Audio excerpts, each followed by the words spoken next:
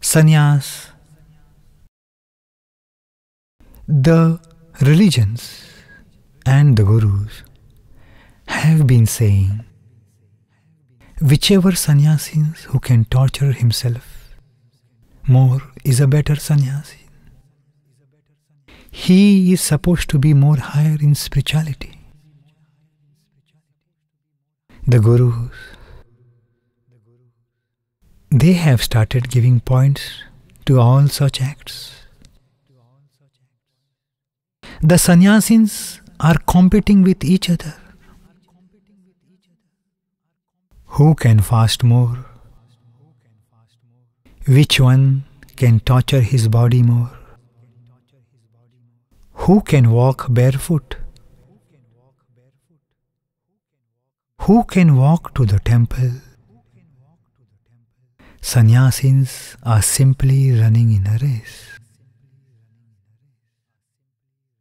They are the ones who are giving themselves self-points. They are the ones who are giving self-marks. This is seen in Jain sannyasins. If one fasts for 21 days, the other in some part will declare fast for 40 days. They are competing with each other. This may give them instant publicity. People simply gather around such monks.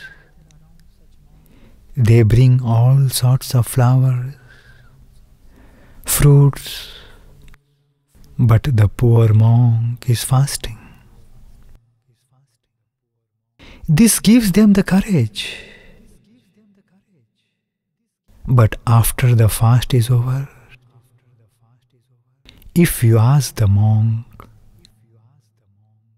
what he has gained, he has no answer, because there is nothing to gain. After a few days, the monk is lost. The people no longer remember him. It is just a momentary event. No one gains anything. The life of the monk goes on. The life of the people goes on. There is no change.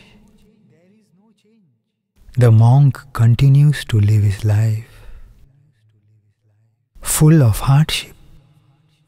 In fact, he himself has raised his bar of tolerating hardship. Now he has to torture himself more. He has gained nothing. The people who have gathered around the Jain monk have gained nothing. Their miseries in life are continuing. If at all such self-torture could give any spiritual benefits, the monk would have performed miracles. The people around him would have got some wishes true. But it does not work this way. Self-torture will only harm your body. Life is meaningful if there is growth. Life is meaningless if there is no growth. And growth can only happen if boundaries are not set, when basic free living is not curbed. You will find very few monks, Sanyas, who have really contributed towards the society. Except a few, most of them are not been able to think beyond their cult, beyond their gurus or religion. And they primarily claim to have become monks for something else other than themselves. But still, they are not able to do anything even for something else. This is because they are busy in counting their deeds. They are caught between right and wrong.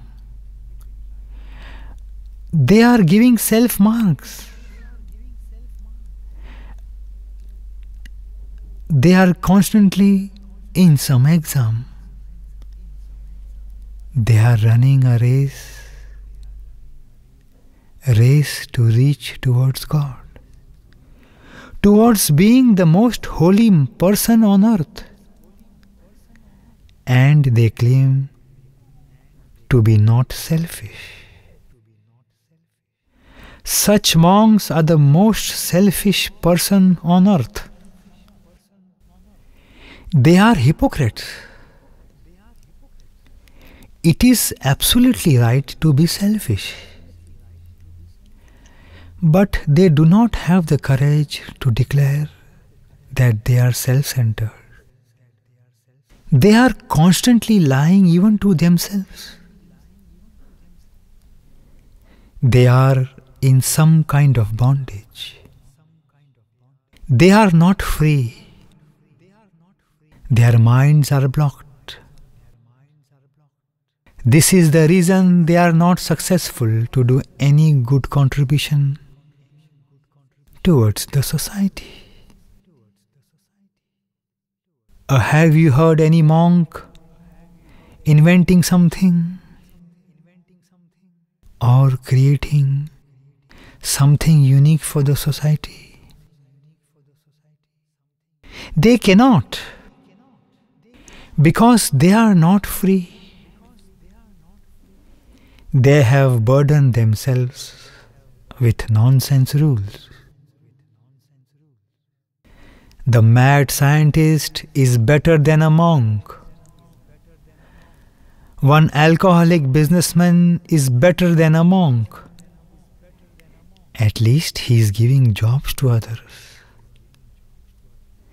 At least he is creating something which is needed in society. At least he is part of development. Most successful people do not follow superstitious religious traditions. They are away from religious practices. In terms of religion, they are sinners. But such sinners are better than religious sannyasins. At least such non-religious sinners are contributing towards development of mankind. Sanyas cannot be said to have started unless you are free, unless you are experiencing freedom from stupid burden cultures superstitious illusions. Sanyas is not loser's paradise. True sannyas is for those who want to succeed in life. It is for those who want higher living, who wants to experience spirituality with materialistic life. Because we cannot deny materialistic things. They are very much needed if you want to compete, if you need to contribute towards the society. Just by chanting name of God, nothing has happened. Nothing will happen. No society has survived just with God.